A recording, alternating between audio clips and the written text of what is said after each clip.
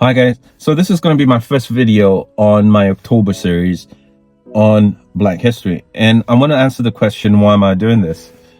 And the first reason is it's October, it's Black History Month, and I have to talk about Black history. There's going to be a lot of stuff out there on Black history which is circular, so it doesn't look at scripture. So I wanted to do it from a Christian perspective, or a Christian point of view, kind of trace who we are in the scriptures, what the purpose of the Black race is from the Bible, and kind of plot my path from there onwards. So the first reason is it's Black History Month.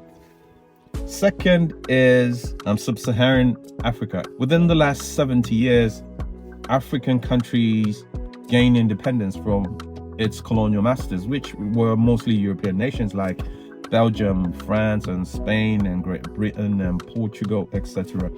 And when they came in with the mind to bring civilization and to preach Christianity, but that brought apartheid with it. It demeaned the locals, the Black people. And like I said, within the last 70 years, these nations have gained independence, with Ghana being the first nation in 1957, and 1980 was Zimbabwe. So the impact of colonialism is not too far away from it. It's only 2 generations away. That means my dad and his dad experienced apartheid, experienced treatment, experienced being undermined or being called names for having the Black skin. The trauma of colonialism affects who I am now, and it's important for me to be able to again dig into the scriptures to find my true identity, to see through the lens of the scriptures, the eyes of God, what I am destined as a Black person, as a man of color, to do. So the third reason is attached to the first one. It's debunking myths, the wrong teaching, the wrong understanding of the scriptures. So most of the teaching that was pushed out there to kind of support slavery or colonialism was from the book of Genesis chapter 9, when they looked at what is known as the curse of Ham. And let me make it very clear, there is no such thing as the curse of Ham. If you read the text, Genesis chapter 9, Noah gets drunk, his son Ham goes in there, goes out to the brethren and kind of demeans his dad. Then his 2 other brothers, Shem and Japheth, go and cover his father's nakedness. So while Noah was drunk, he exposed himself. But the text is more complicated than what I'm narrating or what is obvious to the eye, because there's a lot of euphemisms there, and there's a lot of things I need further digging into to be able to understand the complexity of that text. So like I said, the word itself, to uncover your father, in other places in the scripture would imply sleeping with your mother. So there's propositions by these scholars that there might have been a bit of incest going on there. Some say there might have been a bit of homosexuality, or was it Ham or Canaan? Then there's the text itself, when Canaan is cursed, seems to say you will be beneath your brethren, Japheth and Shem. And we know for a fact these were not his siblings, but they were rather his uncles. So the text does demand that we dig a bit deeper. But one thing is clear from that chapter, that Ham was never cursed. It was Canaan who was Ham's son. When we plot and look at the table of nations, which happens to be Genesis chapter 10, which is the next chapter, it tells us that Cush was the son of Ham.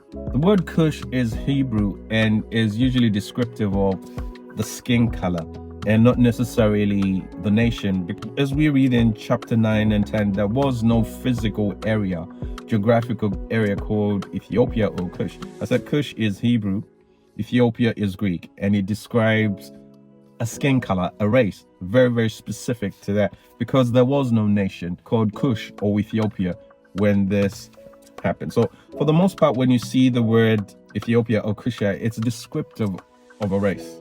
Cush was the son of Ham. Cush is the Black man, and there is no curse on him. Proponents of that teaching are the ones that pushed it to justify the slave trade, making the Black people race subservient to the white race. And some of this teaching has carried on. So you've got Bible reference annotated Bibles that continue to teach this. These Bibles are still in circulation even as I speak now. So you've got the Dex annotated reference Bible that pushes this teaching, and I still have a copy of that Bible in my house, and it teaches the curse of Ham. Dex goes as far as to say there shouldn't be any interracial marriages. He uses the same scripture I've quoted. That's in Acts 17, where he talks from one blood God has created ethnos or nations, and he has made all, this is paraphrase of course, appointed times and boundaries for every nation. So he concludes that races should never intermarry. But if you look at the lineage of Christ, there's a lot of intermarriages. There's a lot of non-Jewish personalities who are actually part of Christ's image. Never mind that, we know that Moses married an Ethiopian woman or a black woman. We know that after Sarah died, Abraham married a woman called Keturah, who, if you plot the lineage as well, is black. So go figure that one out. Finish stakes. The Schofield Reference Bible also pushes this agenda of the curse of Ham. During slave trade itself, you had people like George Best, who was an explorer and supposedly a theologian, who taught that the black skin was a result of the curse. And not only a man like him, you've got a Catholic mystic called Anne Catherine Emmerich, German woman, who actually called the black African nations or races idolatrous and black because of the source of their darkness. So you can imagine all these things have a tendency to alter the way people see the black man. So it's important for me as I could journey through the rest of October to be able to show you that these are myths, untruths that people have taken to twist what the scriptures actually say, push this false agenda. You've got churches now or denominations like the Mormon Church that used to teach that all black men will be made white in the afterlife. I've delved into Christian proponents of this wrong teaching, but these teachings not only affected the Christians. Rabbinic sources tell us, this is in Judaism, they also looked at the black skin as a product of the curse. And Islam, which is 600 years younger than Christianity, also pushed this agenda that the black man is somehow cursed. So it not only affects us in the West, but this is quite rife in Islam as well as Judaism. And to make matters worse, modern day slavery still carries on with the same thoughts and the same teachings and the same myths, the same lies that continue, even as we speak now. The Gulf and the Middle East have up to 1.7 million slaves, and they consist mostly of people from the southeast of Asia, as well as sub-Saharan Africa. So this myth carries on. There's still a whiff of racism and untruths that carry on, and it's important for us as Christians to stand up for social justice. So modern slavery is another reason why I'm speaking about this. Where does the black man stand? So hopefully this helps you understand why I'm actually looking at black history via the Bible, because of the myths, the lies, the injustices that have occurred within the last few hundred years, and kind of plot through the scriptures to really find the identity of the black man and what the Bible really says.